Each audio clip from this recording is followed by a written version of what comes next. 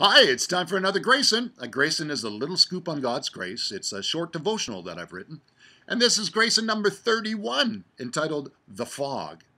I wrote this Gracin several months ago when I lived in Toronto, Ontario, Canada. This is what it reads like.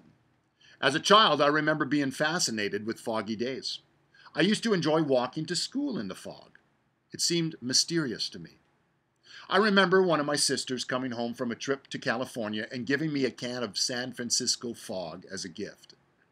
I kept that can intact for several months until I just couldn't take it anymore. I had to see what that fog looked like. When I opened the can, I was quite disappointed. I was hoping for a small cloud of fog to come floating out, but instead I found nothing. Have you ever heard the term living in a fog, or the fog was thick like soup?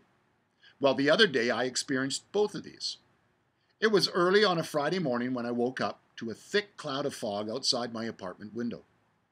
The lights of the Toronto skyline were only a faint glow as I could hardly see 6 feet in front of me. The crazy thing is that this fog didn't lift until 24 hours later. During these foggy hours, my sight line was impaired and I felt somewhat restricted in my activities. As I patiently waited for this fog to lift, I began to think that there are a lot of people who seem to go about living their lives in a constant fog of circumstance. If you're one who relies on circumstance to govern you, don't be surprised if you face many, many foggy days. Like the wind, circumstance can change without notice, and like the fog, it can greatly hinder your outlook on life. One moment you're enjoying good health. The next moment you find yourself in bed with an illness. You've got money in the bank, and then along comes an unexpected bill. You're in a relationship and suddenly things go south. Circumstance is not what you want to hang your hat on.